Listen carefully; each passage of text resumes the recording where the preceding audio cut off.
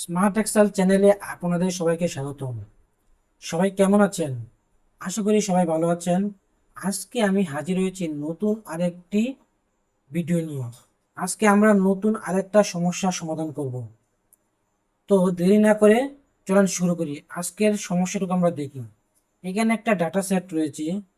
ডাটাগুলা disorganised ওয়েতে রয়েছে। যেমন এখানে রয়েছে নেম আইডি ডেজিগনেশন, দেন আবার নেম আইডি ডেজিগনেশন, এগুলো রয়েছে রো বরাবর। বাট আমার এই নেম আইডি ডেজিগনেশন একটা অর্গানাইজড ফরম্যাটে নিয়ে আসা দরকার। সো আমরা যদি এই কাজটা ম্যানুয়ালি করতে যাই তাহলে আমাদের অনেক সময় ব্যয় করতে হবে, ঘন্টার পর ঘন্টা ব্যয় করতে হবে, যদি আমাদের কোনো স্মার্ট ওয়ে বা মেথড জানা না থাকে। তো আমরা আজকে একটা স্মার্ট ওয়েতে এই সমস্যাটা সমাধান করব। তো চলেন দেখি কিভাবে আমরা এই সমস্যাটা সমাধান করতে পারি। আমাদের এই সমস্যাটা সমাধান করার জন্য প্রথমে যে কাজটুকু করতে হবে, আমাদের একটা ফাংশন জানতে হবে, সেটা হচ্ছে র্যাপ রোজ। দেন র্যাপ রোজ ফাংশন এর যে সিনট্যাক্স, প্রথম হচ্ছে ভেক্টর। ভেক্টর হচ্ছে আমি কোন ডাটা রেঞ্জ থেকে এই ডাটাটা নিয়ে আসব, সেটা হচ্ছে আমার এই ডাটা রেঞ্জ থেকে। দেন র্যাপ কাউন্ট মিনস আমি কত নাম্বার সেল পর পর ডাটাটা নিয়ে আসবো। তার মানে এখানে কি আমি তিন, 1 2 3, দেন আবার 1 2 3, অর্থাৎ তিনটা সেল পর পর ডাটাগুলো নিয়ে আসবো। সো আমি এখানে দিয়ে দিলাম 3। তাহলে দেখেন এই সমস্যাটা সমাধান হয়ে গেছে। দেখেন কত কঠিন একটা সমস্যা। যদি আপনার স্মার্ট মেথড জানা না থাকে তাহলে আপনি ম্যানুয়ালি কাজ করতে গেলে আপনার কত সময় ব্যয় করতে হতো, এবং অনেক সময় কাজ করতে করতে আপনার বোরিং চলে আসতো আপনার মাঝে।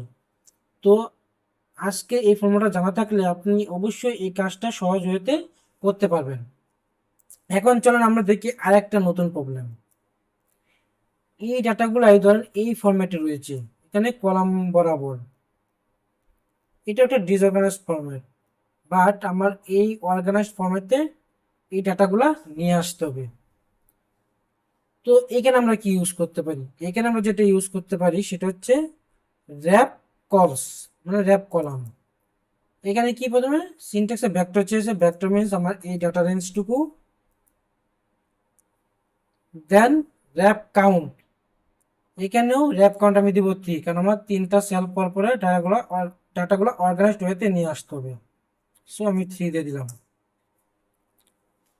ডাটাগুলো আসলো, বাট আমি এখনো আমার যে এক্সপেক্টেড ফরম্যাট, সেই এক্সপেক্টেড ফরম্যাটে ডাটাগুলো অর্গানাইজড ওয়েতে পাইনি।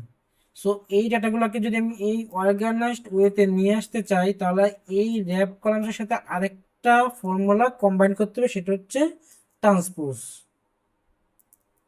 ট্রান্সপোজ কি, আমার যে ডাটাগুলো কলাম বরাবর রয়েছে এই ডাটাগুলো রো বরাবর চলে আসবে। দেখেন এখন অর্গানাইজড ওয়েতে ডাটাগুলো আমার এখানে চলে এসেছে। তাহলে দেখেন বন্ধুরা কত কঠিন একটা প্রবলেম কত সহজ ওয়েতে সমাধান করা গেল।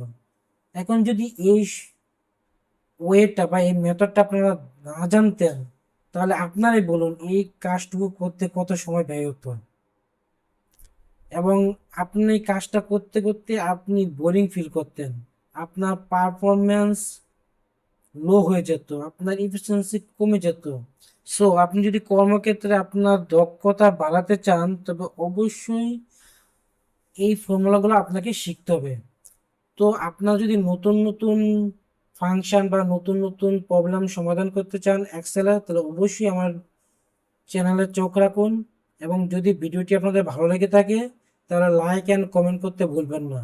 যদি আপনাদের নতুন কোনো সমস্যা বা কোনো প্রবলেম ফেস করেন তাহলে অবশ্যই আপনার কমেন্টে জানাবেন।